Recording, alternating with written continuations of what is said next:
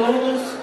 Vamos dar continuidade à nossa jornada. Vou chamar para compor a mesa a doutora Camila Casar, assessora jurídica, a senhora Alcebiades Neto, diretor do Departamento Pessoal,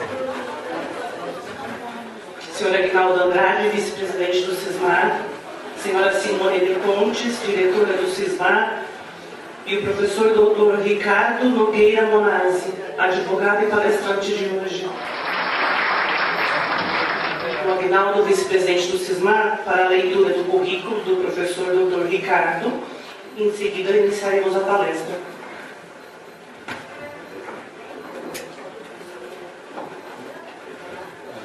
Por gentileza, o Rafael Pena, nosso responsável pela comunicação, nos lembrou a questão dos celulares.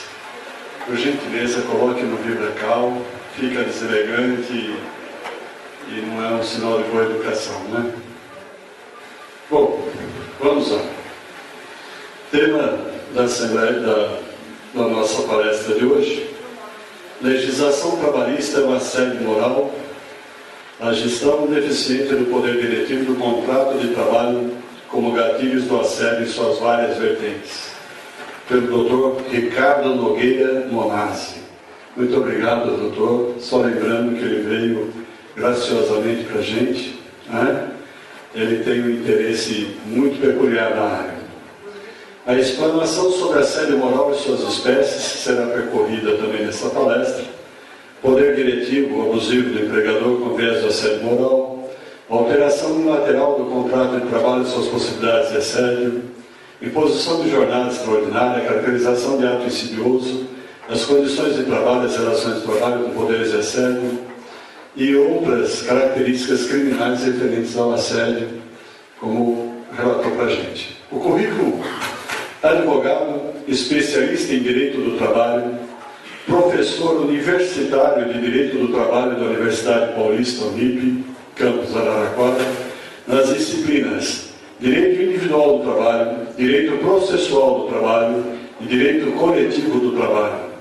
Professor em diversos cursos de pós-graduação em Direito do Trabalho. Autor de artigos publicados em revistas especializadas de Direito do Trabalho. Presidente da Comissão do Direito do Trabalho da OAB de Araraquara, 5ª subseção.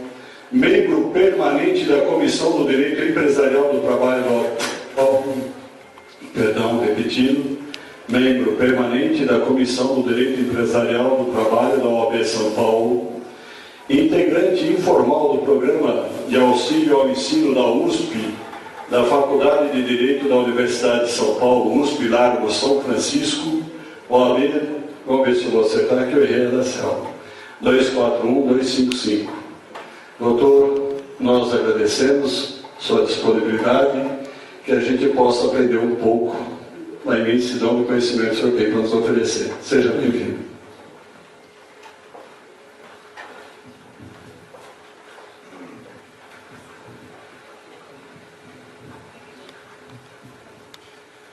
Boa tarde a todos.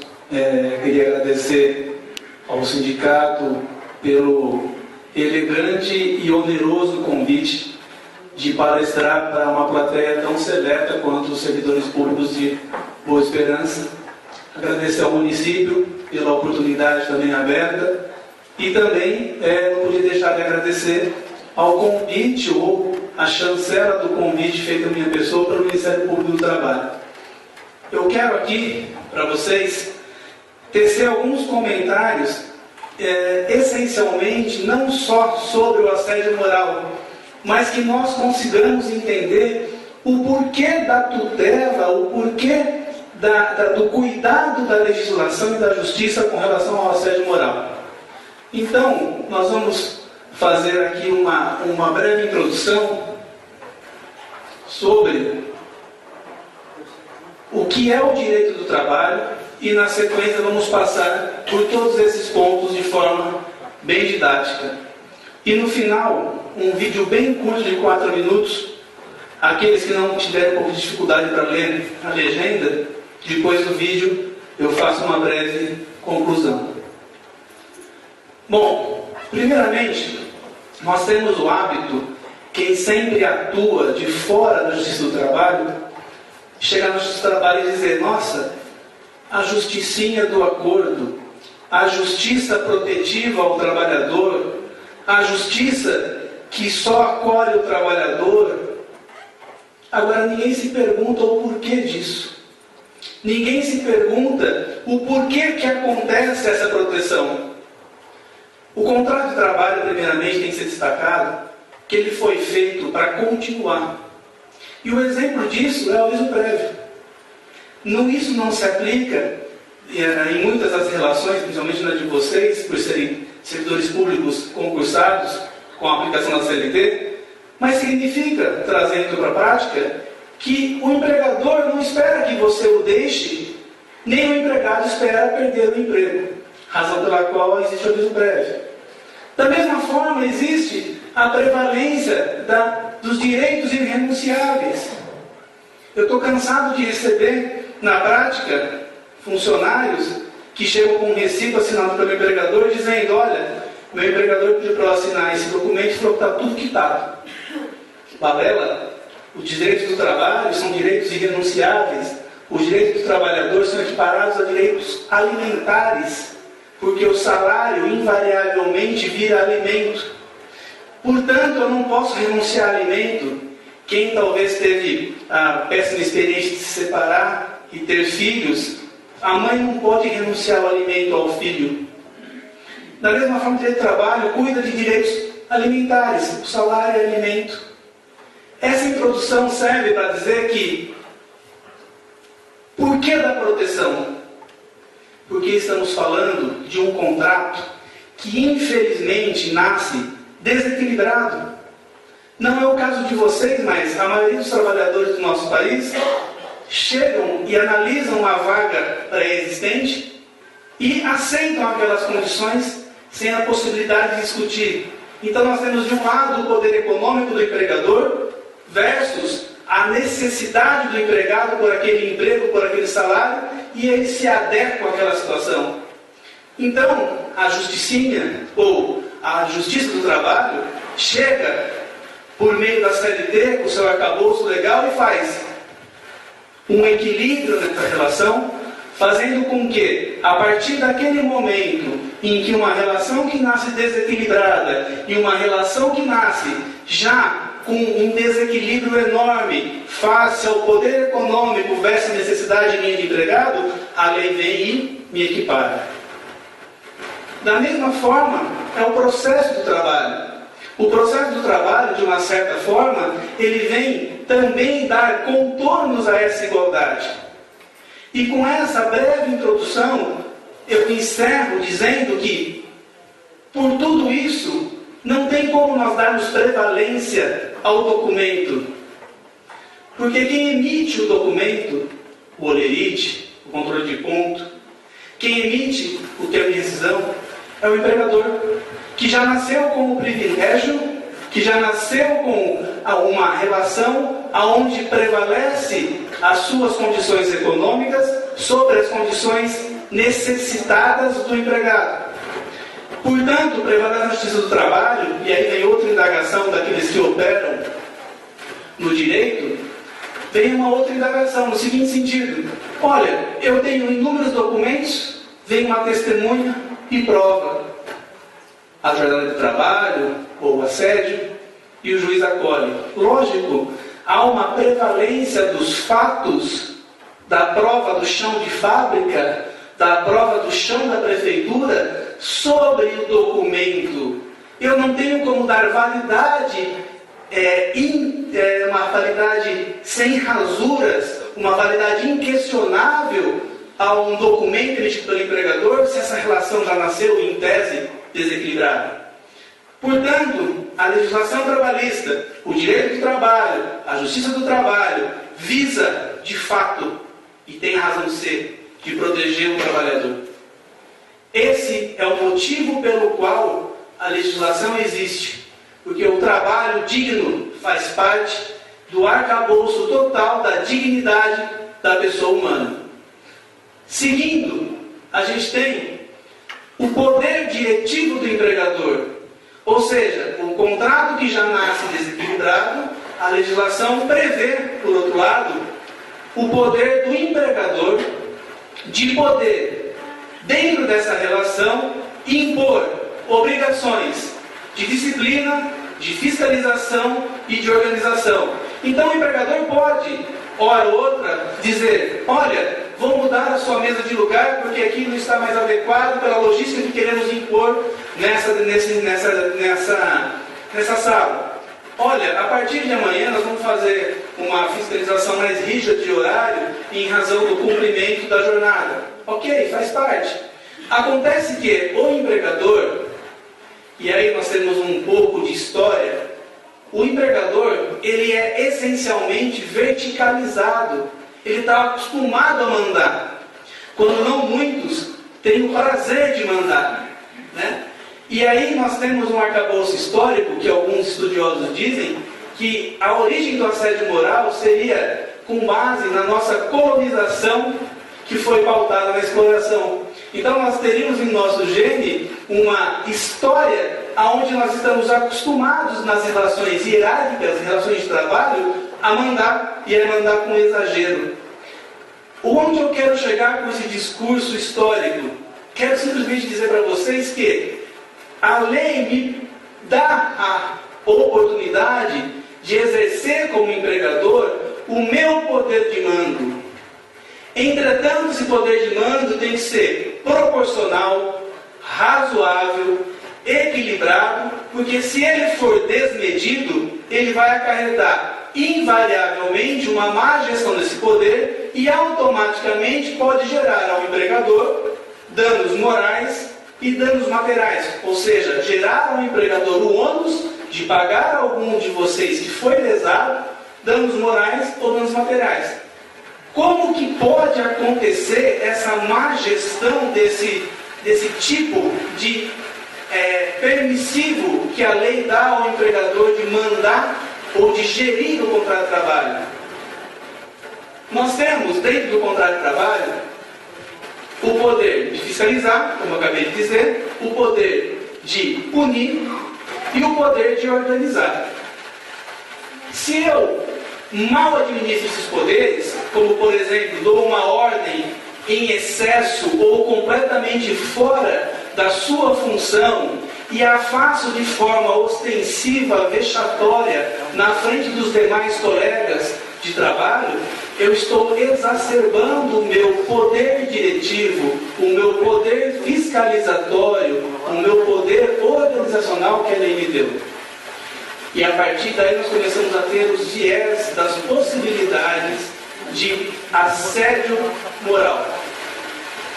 Acredito eu que nos dias anteriores a essa minha singela palestra, as pessoas que palestraram para vocês disseram que passaram por esses conceitos. Portanto, eu vou me restringir a dizer o seguinte: o que é o assédio moral sobre a ótica da legislação trabalhista?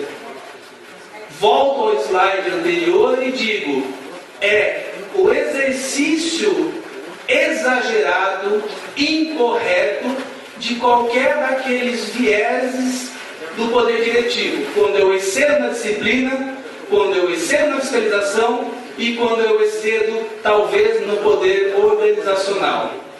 Como que isso acontece? Vamos ver na sequência. Mas o assédio moral, ele só pode ser veiculado por esse viés da gestão do poder diretivo? Sim, ele é de fato o gatilho das possibilidades disso.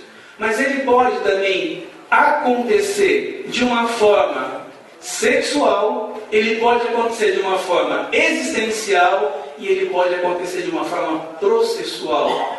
Ou seja, o empregador, quer seja por ação ou por omissão, ele pode ensejar sobre o empregado um assédio moral nas espécies sexual, quando ele eventualmente não coíbe a prática de algum empregado sobre outro empregado, quando ele, de uma certa forma, impõe jornada exaustiva ao trabalhador, causando um dano à existência dele. Parece um tanto quanto absurdo, mas não é.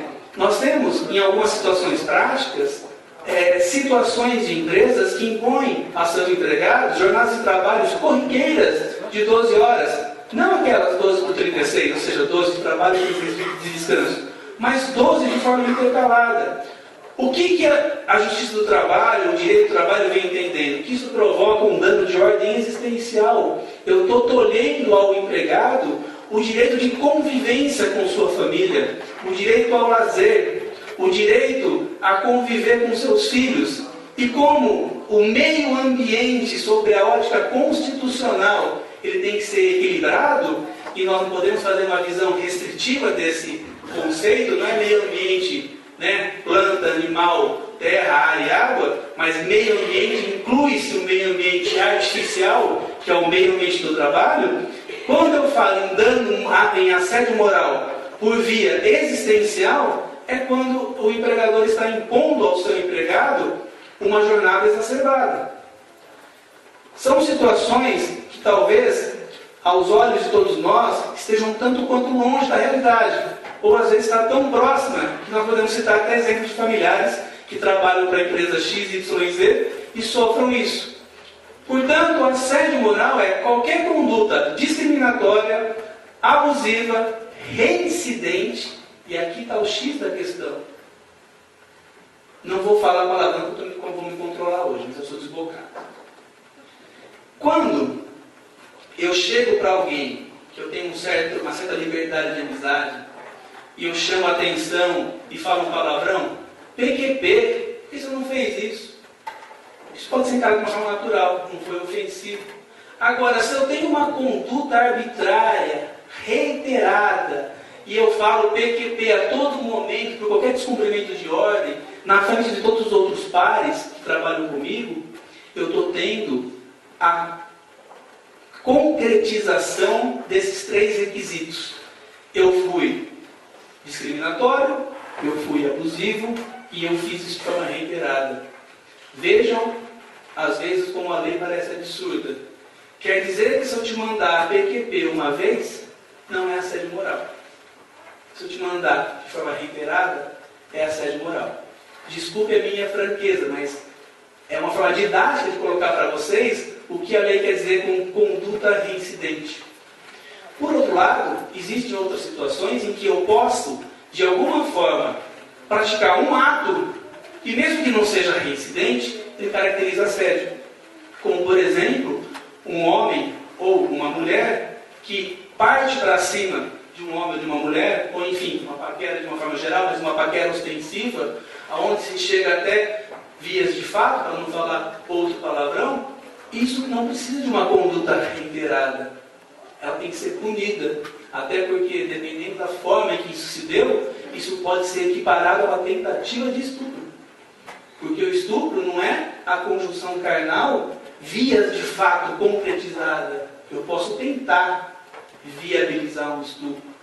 E o mais interessante de tudo isso, apesar de pejorativa a situação, é que o empregador responde e o empregado pode vir a ser responsabilizado na esfera civil ou criminal pelo ato praticado contra a pessoa física que ele acabou investindo contra ela. Então, se eu sou um encarregado, se eu sou um colega de mesmo nível hierárquico e eu invisto numa conduta insidiosa sexual, ou eu invisto numa conduta discriminatória, ou eu invisto numa conduta impondo uma jornada extraordinária porque o meu patrão exigiu que eu cumprisse a meta de tal dia, não é só a empresa que acaba respondendo por isso.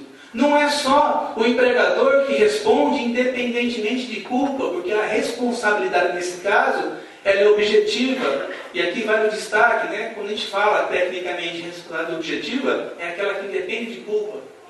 E eu estou cansado de ver advogados entrarem no justiça do trabalho pela empresa e querer discutir que a empresa tem ou não culpa. Está pacificado já isso. A empresa tem uma teoria italiana que chama teoria do risco empresarial. Aquele que assume o risco do lucro assume o risco do prejuízo. Ponto. Portanto, se o empregador não foi diligente, não foi atuante, e eu falo empregador, inclui-se a administração pública, se não foi diligente, se não coibiu o José de agir insidiosamente sobre a Maria, se não coibiu seu encarregado de exigir horas extras em excesso, se não coibiu a via de gatilho para o assédio, responde. Ponto. E pode ser que o empregador, a administração pública, se volte contra este empregado. Então nós temos níveis de responsabilidade aonde todos nós passamos a ser objeto de responsabilidade pela prática do ato insidioso. E o último viés dele é o processual. Ora, pois, como dizem os portugueses, né? Como poderia acontecer isso? É quando o empregador, já sendo demandado na justiça, e ele começa a usar o processo como mola impeditiva da concretização do seu direito. Ele começa a praticar todos os atos possíveis e impossíveis para procrastinar ou retardar o feito. Já tem decisões dos tribunais hoje, de forma bem consolidada, quando a empresa se vale do processo como meio inidôneo, como meio obstrutor dos direitos do trabalhador, ela pode vir a ser responsabilizada por assédio processual, que, trocando em miúdos para os advogados aqui presentes, equipara-se, né, ao mau uso do processo ou à litigância de má-fé. Então nós temos um viés de assédio que pode ser o moral, que eu diria que seria um gênero, que acarreta o dano moral e ou material, porque nós podemos dizer que muitas pessoas podem vir a ter depressão em razão de práticas insidiosas constantes. Existem casos já relatados, inclusive na doutrina médica.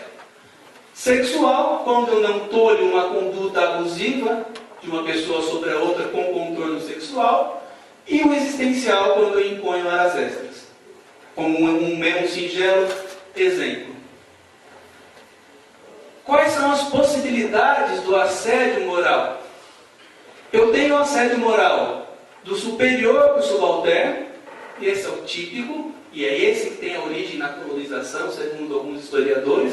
Ou seja, eu tenho tanto prazer em mandar, que eu acabo mandando demais, né? E vem aquela velha frase batida na cabeça, né, Aguinaldo? Manda quem pode, obedece quem tem juízo. Eu traria ela hoje para os dias atuais: manda quem pode e obedece para não ter prejuízo, né?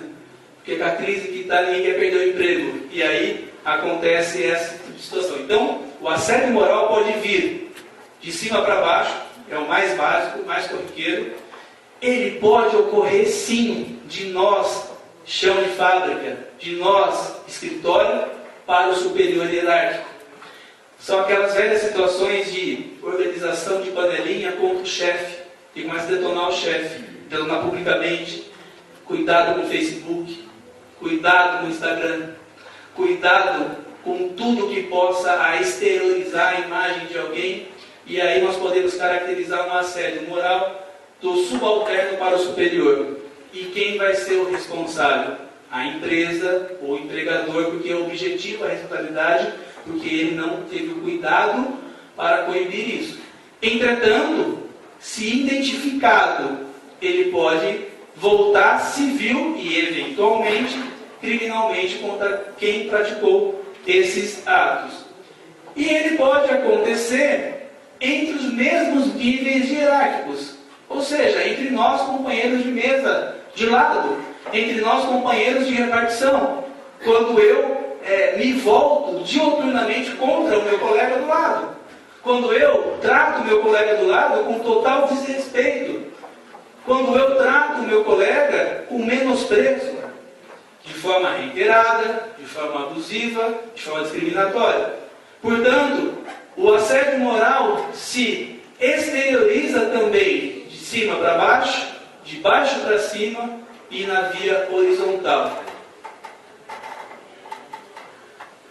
Como eu posso identificar na prática sobre legislação trabalhista a ocorrência de assédio moral na gestão daquele segundo slide sobre poder diretivo?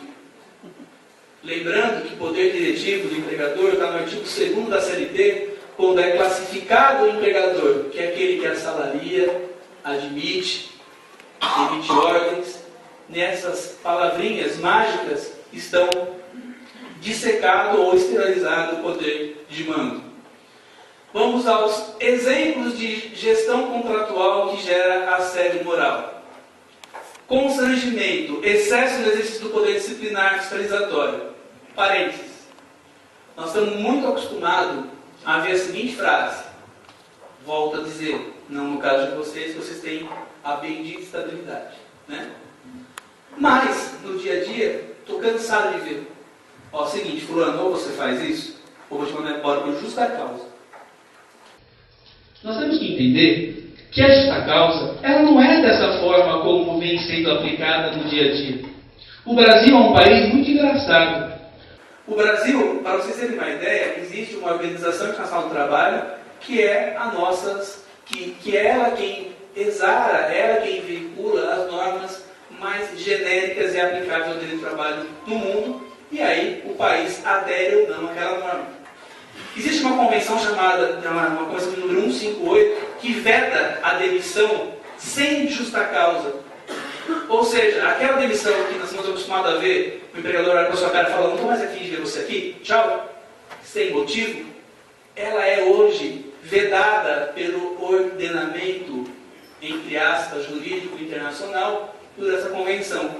O Brasil, muito que bem, aderiu, depois desistiu de manter a sua adesão. E aí nós temos que o Brasil ainda se mantém numa postura onde é possível a demissão sem justa causa. Aí o jeitinho brasileiro foi adequando isso, de uma forma a coibir essa demissão sem justa causa, criou sua aviso prévio proporcional, antes disso criou o SAMUDO do FGTS para encarecer a demissão. Vamos tentar jogar com essa história da carochinha. No seguinte sentido. Se eu tenho um ordenamento jurídico macro, mundial, que veda o meu direito de demitir, porque eu não quero mais você brincando comigo de empregado, calcule a demissão por justa causa que diuturnamente o empregador ameaça o empregado. O artigo 4.2 da CLT coloca lá um monte de letrinha. O que seria justa causa? Ato de insubordinação, indisciplina, desídia, e vai embora. Até questões de jogos de azar, enfim. Como que eu posso demitir qualquer um de vocês por justa causa por um simples fato denominado falta ao serviço injustificada? Ah, mas pode. A CLT fala na letrinha B, se não me engano, ato de desídia, ou na letrinha E, indisciplina. Olha, eu fui disciplinado ao faltar, ou fui desidioso ao faltar, posso mandar embora por justa causa? Manda para o CV se não reitera ou se não indeniza. Por quê? Não está sendo proporcional a minha atitude de empregador para com o empregado. Eu devolvo um tapa com um tapa, não com um tiro. Se eu faltei, eu tenho que ser advertido, eu tenho que ser suspenso, eu tenho que construir o alicerce, a parede e o telhado da justa causa.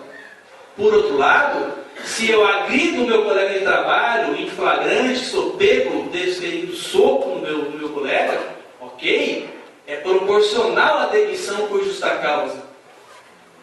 Dentro desse escopo de palestra de assédio moral, aonde entra a má gestão do poder diretivo e, no caso, da demissão ou da exigência do exercício do meu poder disciplinar, aonde eu imponho uma justa causa, ou eu diuturnamente ameaço vocês a serem demitidos por justa causa, eu estou exacerbando o poder que a lei me deu de gerir o contrato de trabalho. Eu não posso ficar brincando de ameaçar. Eu não posso ficar usando a lei de escudo para te constranger, para te coagir. Portanto, um exemplo de má gestão do poder diretivo que gera assédio moral é eu todo dia, exemplificando de forma exagerada também, faz se não se me barulho de justa causa, faz se não te demito, faz se não isso. Isso mostra uma má gestão. E tem dois que pode acarretar uma má gestão do contrato e um assédio moral. 468 e 469. 4.2 já falei. 468, alteração unilateral do contrato de trabalho. Se eu chegar para vocês e falar, não, a partir de manhã todo mundo está ganhando 10 mil reais por mês. É uma alteração unilateral? É, mas ela é benéfica. você não precisa concordar. Até porque ninguém é tonto. Certo? Agora, se eu vir para vocês e falo, a partir de amanhã vocês estão ganhando de 2 para 5 mil reais, entretanto sua jornada passa a ser de 12 horas por dia. Tem uma ilegalidade já aí, mas vamos supor que é possível. Essa alteração, por ser unilateral, ela tem que ser com a anuência do empregado e desde que ela não traga prejuízos direto ou indireto ao empregado. Se eu for exercer esse meu direito de empregador, de querer te colocar numa outra posição contratual que não aquela anteriormente pactuada por nós, eu tenho que fazer mediante um acréscimo para dar um benefício a você, mas não pode trazer prejuízo.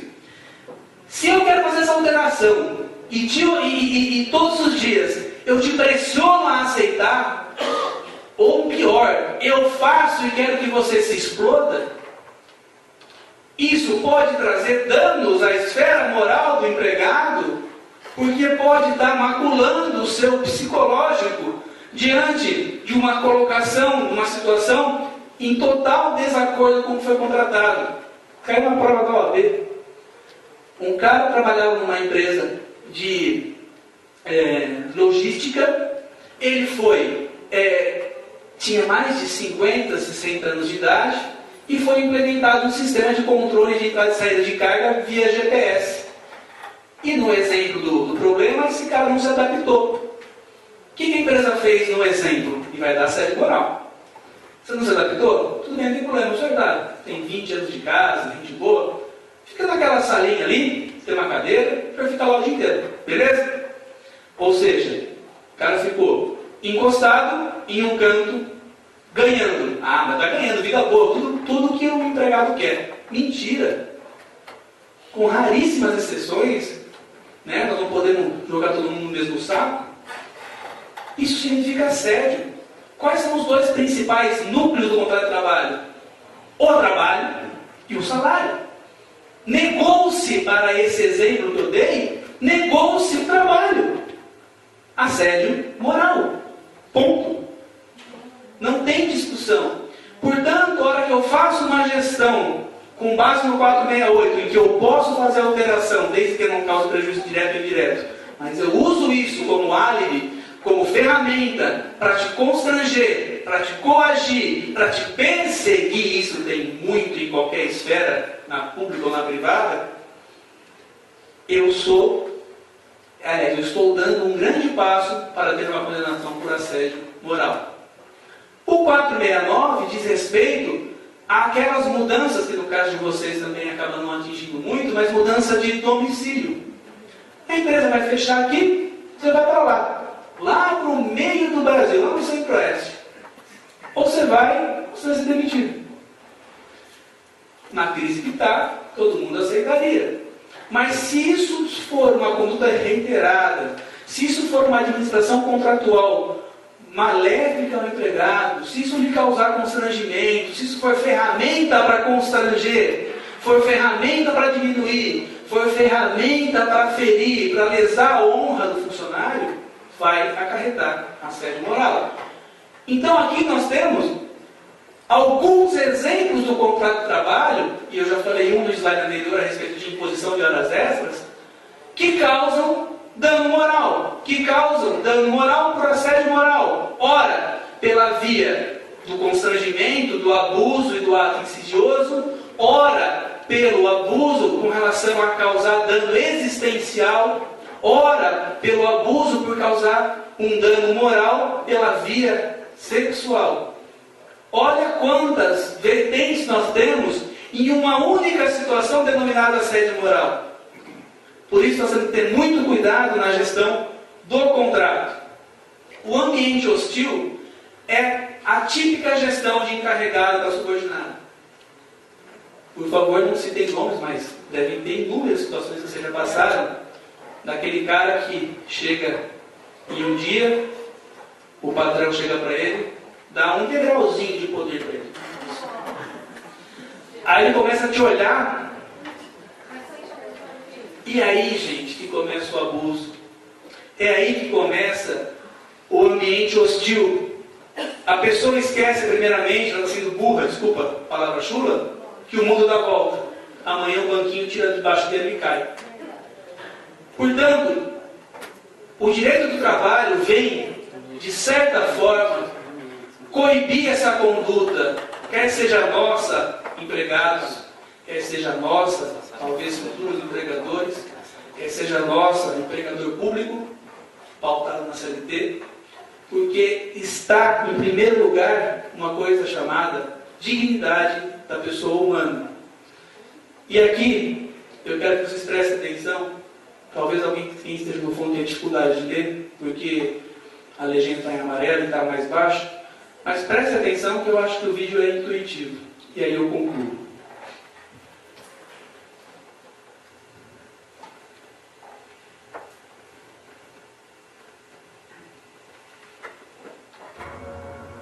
I'm proud to be English. My family have served and defended this country and been to war for this country. I'm really patriotic, but I'm English.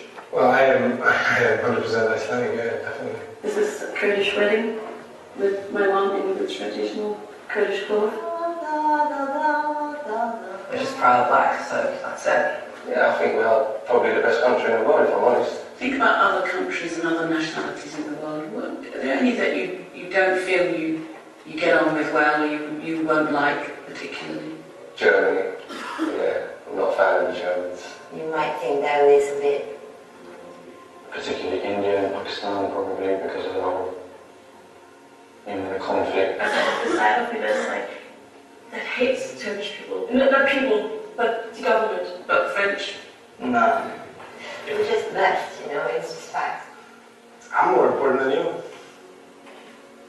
I don't know you, but in my opinion, I am strong and I am more important than a lot of people. How would you feel about taking a journey based on your DNA?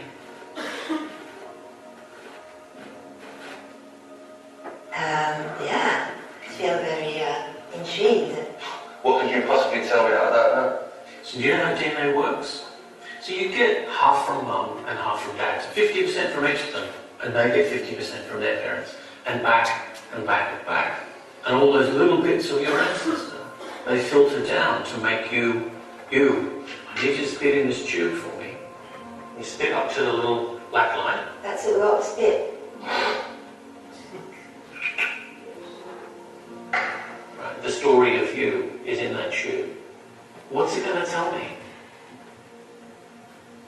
It's going to be, oh yeah, you're French. And wait, your grandparents are French. Wait. St. Bengali. So did Iraq. I'm Cuban. You tell me I'm English. No, I told you.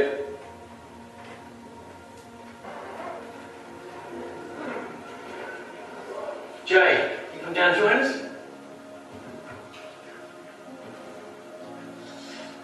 I'm a little bit nervous, I have to say. So you're ready to find out your results? Will you read it out to us, please? Look at me.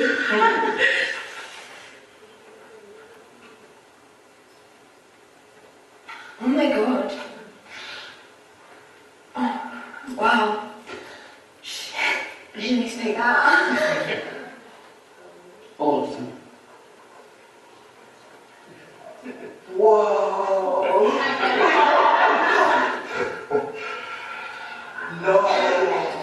No. Caucasus? Which was Turkish? Yeah. Eastern Europe, Spain, Portugal, Italy, Greece. I'm 32% British. What? Great Britain, 8%. 5% German. I'm Irish. Yeah. So I'm a Muslim Jew. Great Britain, 11%. You sure these results are on? Eastern Europe. Iceland has definitely moved closer to Europe. I'm going to go a bit far right now, but this should be compulsory. There would be no such thing as extremism in the world if people knew their heritage like that. Who would be stupid enough to think of such thing as a pure race? In a way, we're all kind of cousins, in a broad sense. In a much more direct sense, You have a cousin in this room. Turn around and guess who it is.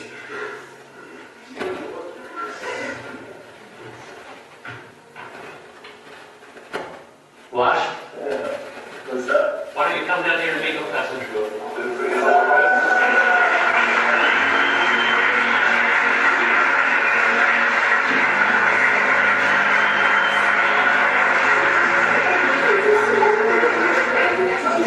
I didn't know I did. This is like, my heart's pounding right now. It's so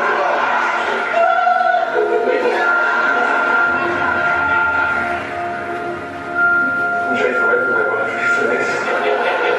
I'm the real man of the world. Wow, that's cute. Thank you. So would you like to travel to all of these places? Oh yeah.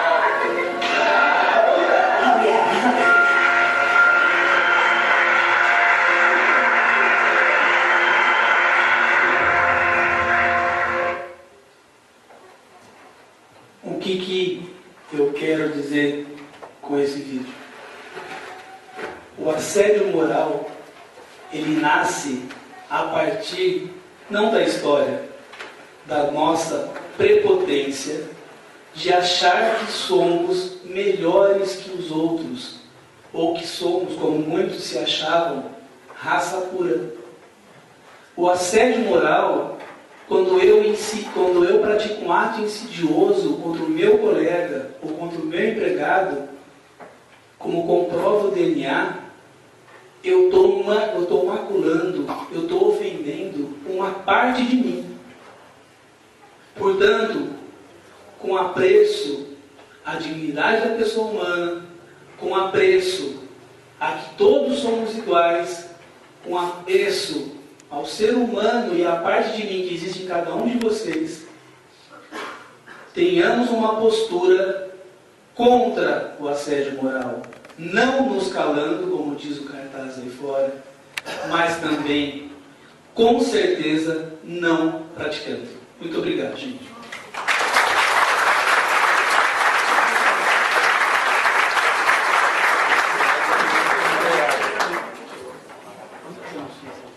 Agradecemos o professor Ricardo pela excelente palestra. Chamou a Aguinaldo do Sesmar para fazer o encerramento para você.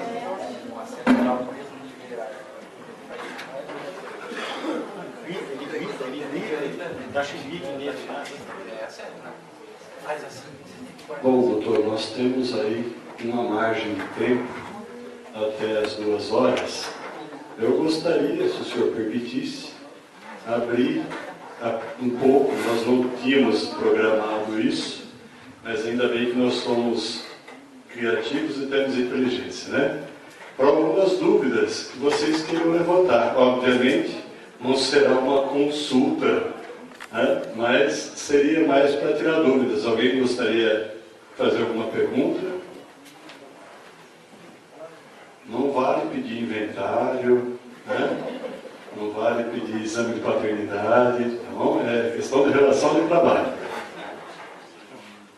Todos estão cientes de todas as coisas? Pois não. No caso do trabalhador que não se adaptou ao GPS lá no serviço, o que fazer com ele? Qual seria a melhor providência fazer com ele? Seu nome? Xará, Ricardo. Só que o senhor mexe em tudo mesmo, né? Essa conduta do empregador vem ser caracterizada no artigo 483 da CLT, quando o empregador pratica justa causa contra o empregado. No 482 é a minha conduta de empregado que deixa de cumprir o contrato de trabalho, ou seja, quando eu agrido o meu colega, eu estou praticando um ato grave e posso ter demitido por justa causa. O 483 elucida a possibilidade de eu, empregado, requerer a rescisão do meu contrato por justa causa contra o empregador. Porque ele, aí neste caso do exemplo, ele estaria deixando de cumprir o contrato de trabalho, ao passo de me negar o trabalho. Infelizmente, a lei nesse passo é desequilibrada. Ela permite ao empregador que me mande embora por justa causa, sem qualquer necessidade de ação. E aí compete a mim, empregado, contratar um advogado e ir na Justiça do Trabalho e requerer a desconstituição dessa justa causa. O empregado, quando é colocado nessa situação de menosprezo, encostado, e isso caracteriza a justa causa do empregador, para eu requerer a rescisão do meu contrato de trabalho, eu tenho que ingressar com uma ação e requerer um direito chamado rescisão indireta do contrato de trabalho. E a obrigação de prova nesse processo, infelizmente, é do empregado. É ele quem tem que levar testemunhas para provar que ele foi encostado, que ele ficou alijado numa situação de campo ali, e requerer a rescisão do contrato de trabalho para receber as mesmas verbas que ele teria direito se demitisse se justa causa fosse, acrescendo nesse caso, a indenização por dano moral baseada no ato insidioso do assédio moral. Respondido? Então é mais fácil mandar ele sem justa causa. Sem dúvida nenhuma. Na verdade, o empregador usa muito disso várias vezes para punir, né, para espinhar. Eu falo que o empregador, de forma geral, pensa com o fígado, não pensa com a cabeça. Vou falar um número para vocês. Em média, é de 10 a 20% dos demitidos que entram com ação. E mesmo assim, o Justiça do Trabalho está aqui.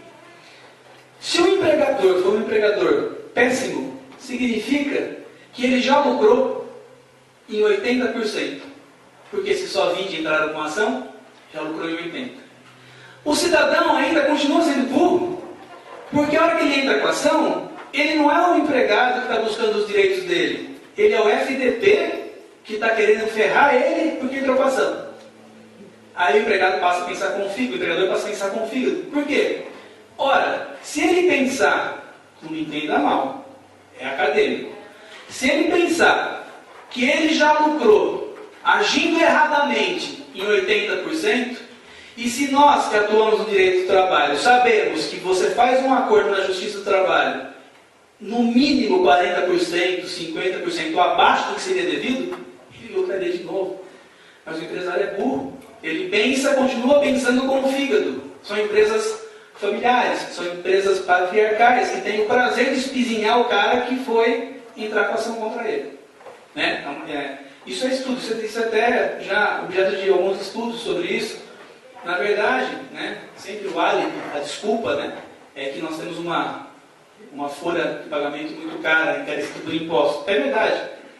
Né? Mas ninguém começa a matar todo mundo porque está de saco cheio. Né? Então, você colocar a desculpa e deixar de cumprir o direito do trabalho ou a legislação trabalhista porque o outro não cumpre ou porque ele é muito cara, então vai vender pipoca informalmente na praça, né? Mais fácil. Obrigado, doutor. Mais alguma questão? Pois não.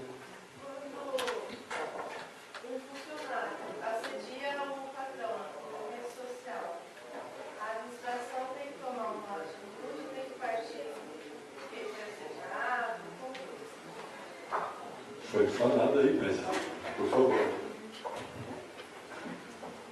O direito é muito bom por causa disso, né? Vou dar uma resposta seguinte: depende. Se essa abordagem pública tiver origem na relação de emprego, eu entendo que a municipalidade deveria tomar providência sim, abrir um processo disciplinar para apurar isso. Se ela fez isso e comprovou e pode aplicar sinalidades, muito bem. Se ela não fez, de qualquer forma ela está resguardada por ter sido diligente em apurar uma situação que veio a público. Tá? Mas também pode ser que não, porque pode ser que essa relação, que esse ato que foi publicizado, pode ser que ele tenha uma origem muito mais pessoal. Uma rixa minha com relação a você por um jogo de peteca na praça que a gente não se bate mais. Aí eu acho que foge da esfera do empregador. Né? Para exemplificar o que eu estou te falando, há alguns entendimentos isolados ainda, mas existem, que, vou voltar para a questão de transporte. A empresa é responsável se o motorista morre na estrada, porque está a trabalho. Mas tem juízes que entendem que não tem como você responsabilizar a empresa por, eventualmente, um acidente de trânsito, porque a empresa não teria como implementar meios para impedir aquele acidente. Mas aí eu volto naquela teoria do risco, né? O risco do lucro assim, do prejuízo. Mas estou te mostrando que, para uma mesma situação, eu tenho um entendimento mais prudente, não significa bom nem ruim, de que não seria responsabilizado pelo acidente de trânsito, quando mesmo de trabalho. E uma outra, muito maior, aceita, de que seria responsabilizado por causa da teoria do risco empresarial. Deu para entender mais ou menos? Tranquilo? Aproveita, pessoal, o Dr. Ricardo está dando aí vários caminhos para a gente. Pois não. Professor Ricardo, tenho uma dúvida meio dúbio. Nós, professores, somos contratados pela CNT. Porém, existem algumas dúvidas quanto a seguir o estatuto. Algumas regras do estatuto do Estado. Professor tem algumas leis diferentes. Em alguns casos, por exemplo, eu tenho uma carga horária semanal. Eu cumpri aquela carga horária semanal. E às vezes aparece o professor do Estado, que é estatutário, que ele tem que cumprir tantos dias letivos. Eu cumpro a minha carga horária semanal, ou eu sigo o Estado e cumpro esses dias letivos? Eu fico com dúvida quanto a isso. Você é professor da rede municipal ou da rede estadual? Rede municipal. Como há uma legislação própria, essa legislação própria é destinada ao professorado estadual. Até porque acredito eu que os dias letivos do município não devem coincidir com o do Estado, ou se coincide por mera fatalidade, não por uma questão obrigatória por lei. Mas em todo caso, na sua questão, eu acho que o ponto principal dela é o seguinte: não sei se era aí que ia desdobrar a sua situação. Existe muita redução de carga horária na questão do professor. Um semestre de um jeito, um ano é de um jeito, outro ano é de outro, né? Eu passo isso na minha empregadora.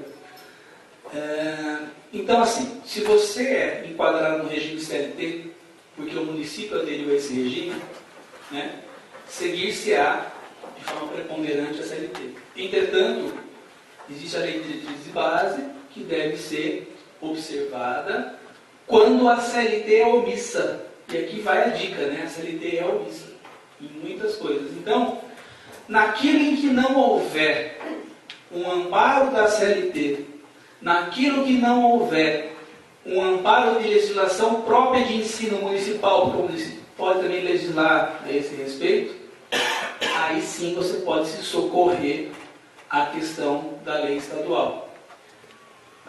Porém, o ponto principal que eu vejo do professorado é a redução de carga horária. Comigo acontece todo semestre, né? Quando você começa a pegar muita aula, aí você manda de embora. Então, o ponto é esse.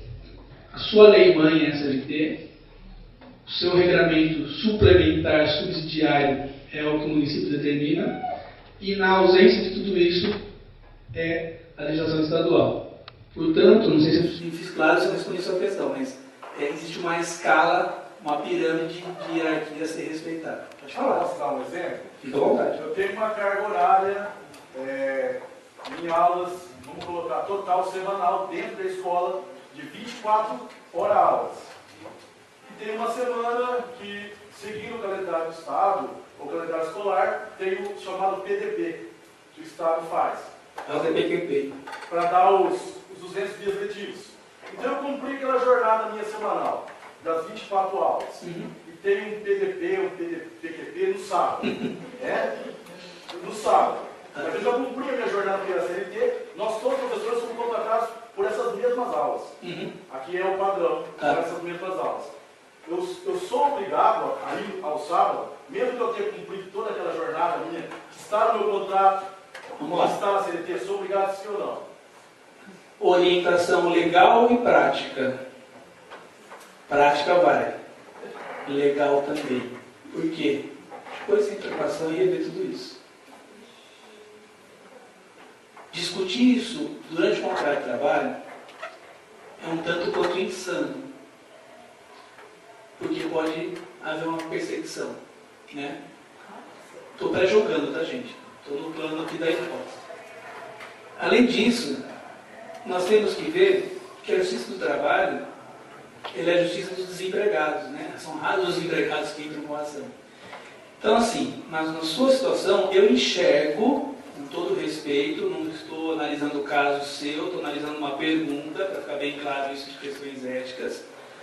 Eu enxergo um viés de irregularidade, mas eu não vejo, vou falar uma palavra chique, plausibilidade de você ir contra isso neste momento.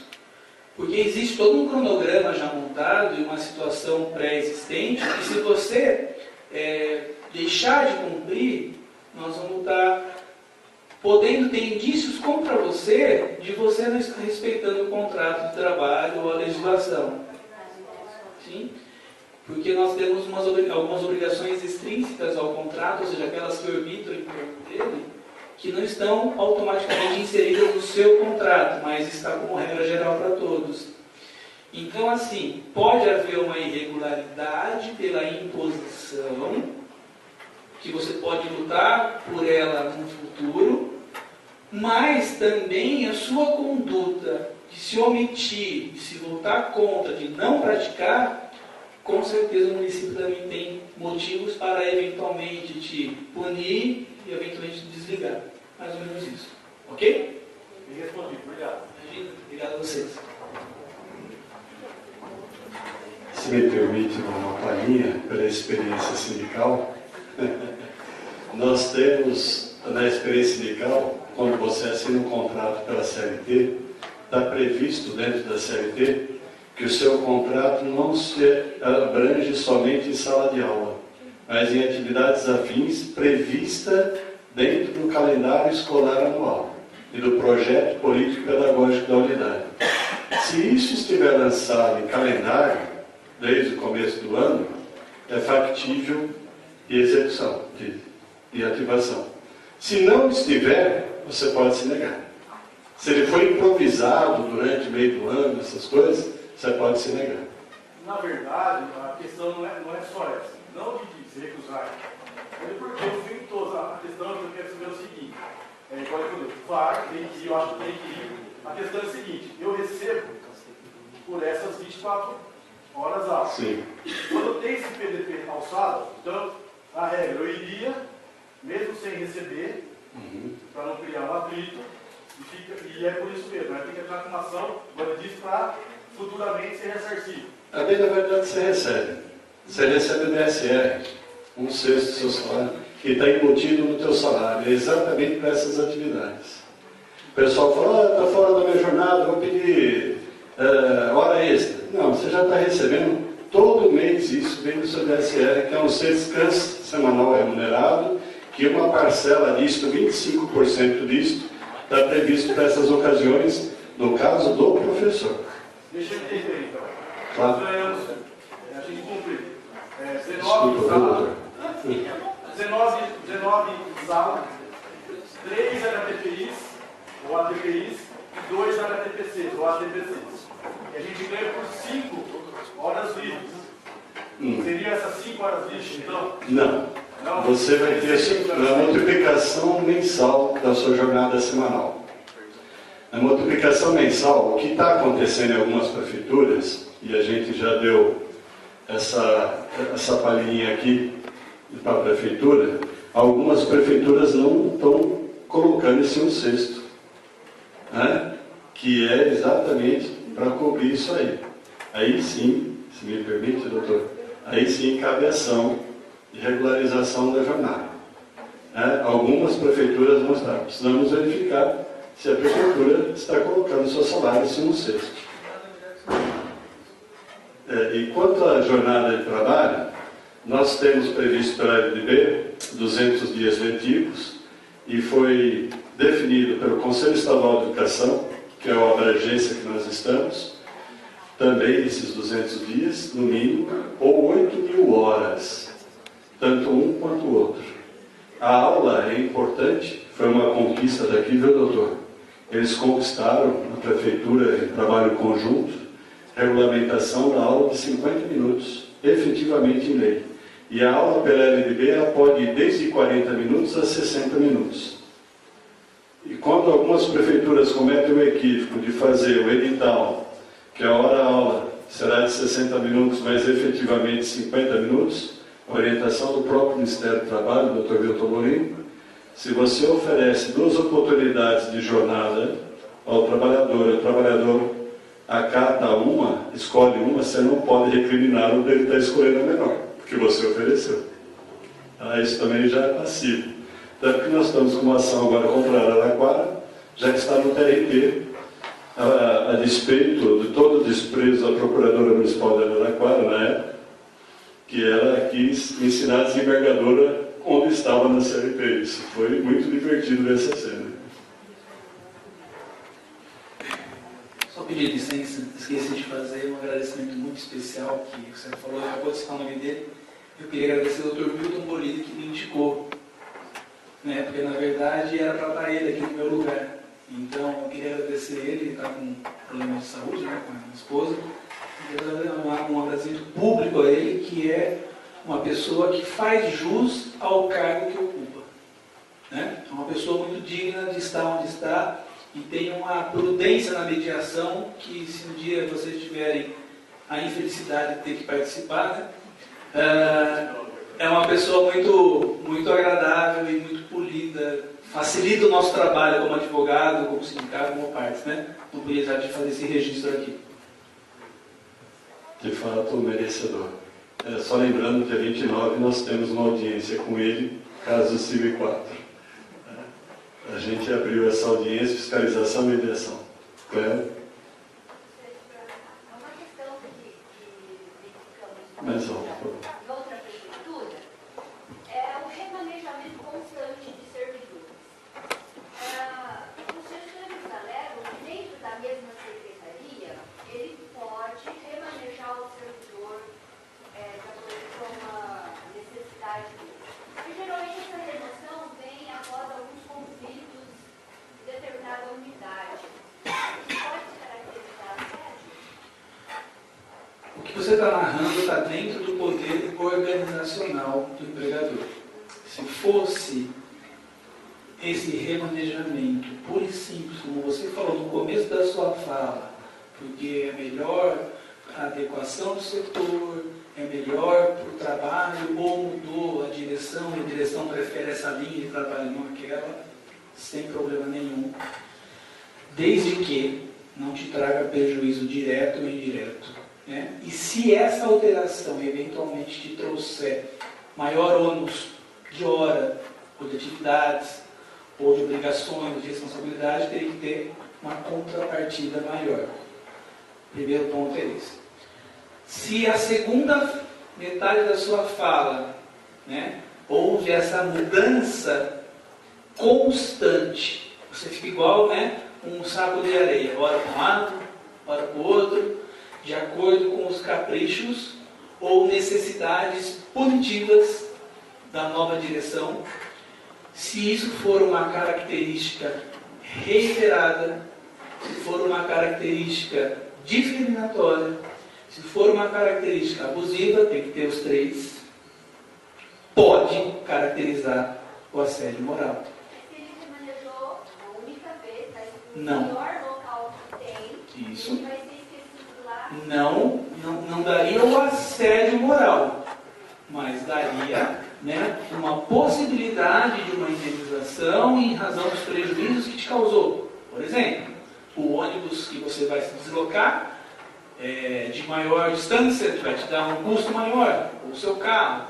Então, nós temos outros desdobramentos de ordem material, né, em razão da alteração do contrato, que pode acarretar uma indenização. O assédio, tem que estar na cabeça de vocês, que ele infelizmente, na maioria das suas vertentes, tem que ser reiterado.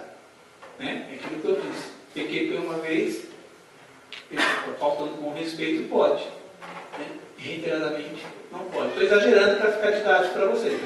Ok? Bom, pessoal, uma salva de palmas para o Dr. Ricardo. Realmente, eu agradeço pelo seu conhecimento. A gente fica muito grato, doutor.